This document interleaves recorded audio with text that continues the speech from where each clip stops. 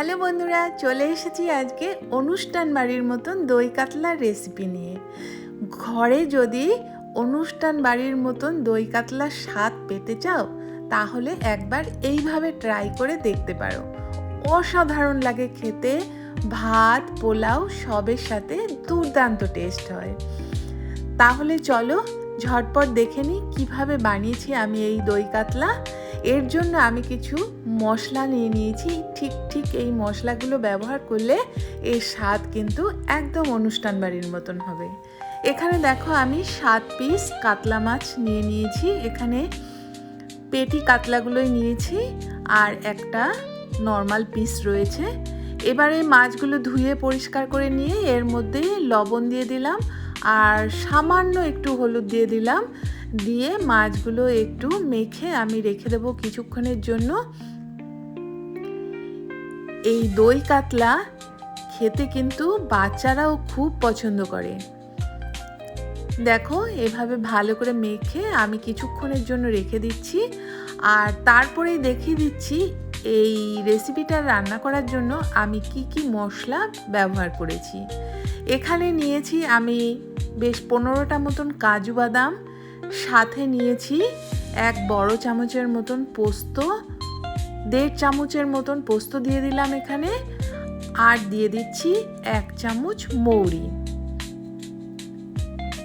এবারে এই মশলাগুলো আমি সামান্য একটু জল দিয়ে ভিজিয়ে রেখে দিচ্ছি। কিছুক্ষণ 5 থেকে 7 মিনিট ভিজে রাখার পর এটার আমি একটা পেস্ট করে নেব। আর আরেকটা মশলা আমি রেডি করে নিচ্ছি।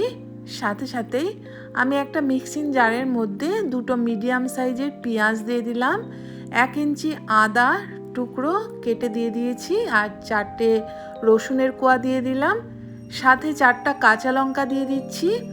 দিয়ে খুব সামান্য 1 চামচের মতন একটু জল দিলাম, দিয়ে এটার একটা মিহি পেস্ট করে আমি রেখে দেবো। দেখো এই পেঁয়াজ রসুন আদা কাঁচা লঙ্কার পেস্টটা হয়ে গেছে। এটা আমি একটা বাটিতে ঢেলে সাইডে সরিয়ে রাখছি, রান্নার সময় ব্যবহার করব। এবার এই মিক্সিং জারের মধ্যেই আমি যে কাজু বাদাম পোস্ত আর মৌরি ভিজিয়ে রেখেছিলাম সেই পেস্টটা করে নিচ্ছি। দেখো একদম মিহি পেস্ট করে নিয়েছি। এটাও আমি সরিয়ে রেখে দিচ্ছি। এদিকে আমি নিয়ে নিচ্ছি দই কাতলা বানাবার জন্য যেটা খুবই দরকার, টক দই। আমি এখানে বড় চামচের 3 চামচ টক দই দিয়ে দিলাম, আর সাথে 1 ছোট চামচের মতন চিনি দিয়ে দিলাম। দই কাতলাতে সামান্য একটা মিষ্টির হালকা ভাব থাকে, একদম টক ঝাল মিষ্টি সুন্দর একটা টেস্ট হয়, তাই সামান্য একটু মিষ্টি দেবে। দিয়ে দইটাকে ভালো করে ফেটিয়ে এই মশলাটাও আমি রেখে দিচ্ছি সাইডে। এবারে চলে এসেছি রান্নায়। গ্যাসে একটা প্যান বসিয়ে নিয়েছি, এটা ভালো করে গরম করে নিয়ে এর মধ্যে আমি দিয়ে দিলাম রিফাইন তেল। আমি এখানে রিফাইন তেলে রান্নাটা করব, চাইলে তোমরা সর্ষের তেলেও করতে পারো। তেলটা গরম হয়ে যাবার পর আমি মাছগুলো ভেজে নেব। দেখো তেলটা কিন্তু প্রথমে ভালো করে গরম করে নিতে হবে, নইলে কিন্তু মাছগুলো লেগে যাবে। তেল গরম হয়ে গেছে, এবারে আমি মাছের পিসগুলো দিয়ে দিচ্ছি। সব মাছগুলো আমি একই সঙ্গে দিয়ে দিচ্ছি, দিয়ে আমি উল্টে পাল্টে ভেজে নেব। খেয়াল রাখতে হবে যাতে মাছগুলো ভেঙে না যায়, তাই গ্যাসের আঁচ বাড়িয়ে দিয়েই কিন্তু আমি মাছগুলো ভাজবো, তাহলে মাছ ভাজাগুলো ভালো হবে। একটা সাইড হয়ে গেছে, আমি অপর সাইডও উল্টে পাল্টে দিচ্ছি। দিয়ে এইভাবেই আমি মাছগুলো ভেজে নেব। দেখো দই কাতলা খেতে আমরা কিন্তু ভীষণ পছন্দ করি, আর এইভাবে যদি রান্না করো তাহলে এর স্বাদ মুখে লেগে থাকবে। আমি যে মশলা ব্যবহার করেছি সেই মশলাগুলো যদি তোমরা দাও তাহলে কিন্তু দুর্দান্ত টেস্ট হবে। মাছ ভাজা হয়ে গেছে, এবারে আমি মাছের টুকরোগুলো তুলে নিচ্ছি। সব মাছের পিসগুলো তুলে নেবার পর এই তেলের মধ্যেই আমি রান্নাটা করব, আর তেল দেবার কোনো দরকার নেই, এতেই রান্নাটা হয়ে যাবে। দেখো মাছ ভাজা কমপ্লিট। এবারে এই তেলের মধ্যে আমি দিয়ে দিচ্ছি কিছু গোটা গরম মশলা, দিয়ে দিলাম এর মধ্যে 2টো তেজপাতা, 2টো দারচিনি স্টিক, 2টো লবঙ্গ, আর দিয়ে দিলাম 2টো এলাচ। এলাচের মুখগুলো একটু ফাটিয়ে দেবে অবশ্যই, নইলে কিন্তু তেলে দিলে ফেটে যাবে। এবারে আমি যে পেঁয়াজ রসুন আদার পেস্টটা করে রেখেছিলাম কাঁচা লঙ্কা দিয়ে, সেই পেস্টটা দিয়ে দিলাম, দিয়ে ভালো করে তেলের মধ্যে ভেজে নিচ্ছি। একটু ভেজে নিতে হবে, নইলে এর কাঁচা গন্ধটা থেকে যাবে, তাই যতক্ষণ না কাঁচা গন্ধ যায় ততক্ষণ অবধি ভেজে নিতে হবে। দিয়ে দিলাম এর মধ্যে স্বাদ মতন লবণ, আমি এখানে হলুদের ব্যবহার করব না। দিয়ে দিলাম 1 চামচ জিরের গুঁড়ো, 1 চামচ ধনে গুঁড়ো। আমি এখানে লঙ্কার গুঁড়োও দিচ্ছি না, কেননা দই কাতলাটায় একটু গ্রেভিটা সাদা সাদা থাকলে বেশ ভালো লাগে খেতে। কাঁচা লঙ্কা দিয়েছি তাই আর লঙ্কার গুঁড়ো দেবার দরকার নেই। এবারে যে আমি কাজু বাদাম পোস্ত আর যে পেস্টটা করে রেখেছিলাম সেই পেস্টটা দিয়ে দিলাম, দিয়ে আবারও মশলাটা আমি ভালো করে কষিয়ে নিচ্ছি। বেশ কিছুক্ষণ সময় ধরে মশলাটা কষে নিলাম।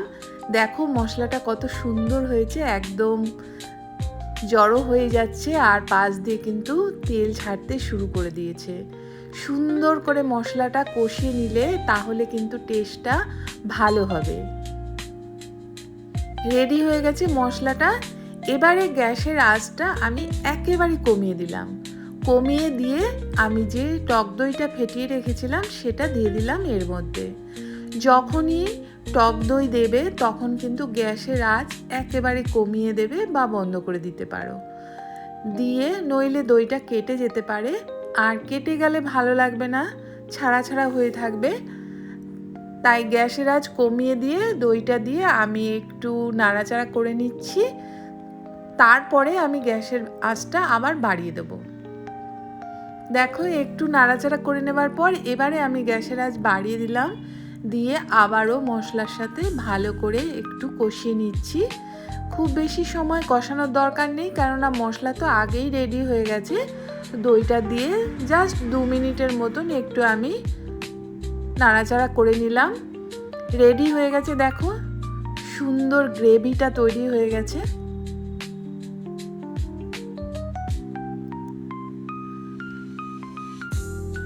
এবারে আমি এই মশলাটা মধ্যে আমি দিয়ে দিচ্ছি খুব সামান্য একটু জল।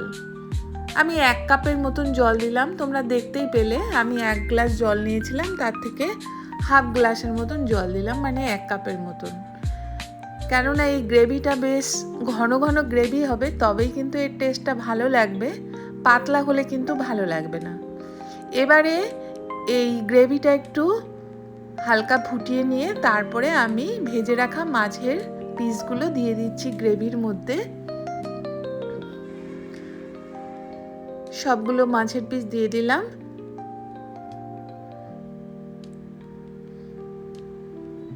দিয়ে দিচ্ছি উপর থেকে কয়েকটা আমি ছেঁড়া কাঁচা লঙ্কা রেখেছিলাম 4-5টা। যেহেতু কাঁচা লঙ্কায় রান্নাটা করছি তাই কাঁচা লঙ্কাটা একটু বেশি করেই দিলাম। এবারে ঢাকা দিয়ে আমি 5 মিনিট রেখে দিয়েছিলাম গ্যাসের আঁচ মিডিয়াম করে। 5 মিনিট পর ঢাকনা খুলে নিলাম, তাতেই কিন্তু রেডি হয়ে যাবে, এটা বেশিক্ষণ রাখার দরকার নেই। একদম রেডি হয়ে গেছে। গ্যাসের আঁচ বন্ধ করে এবারে একটা প্লেটে সার্ভ করে তোমাদেরকে দেখিয়ে দিচ্ছি।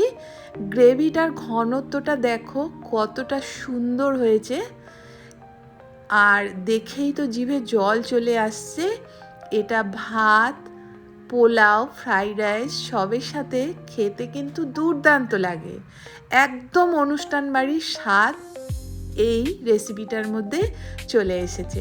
কেমন লাগলো তোমাদের আমাকে কমেন্ট করে জানিও। ভালো লাগলে একটা লাইক দিয়ে পাশে থেকো। টাটা।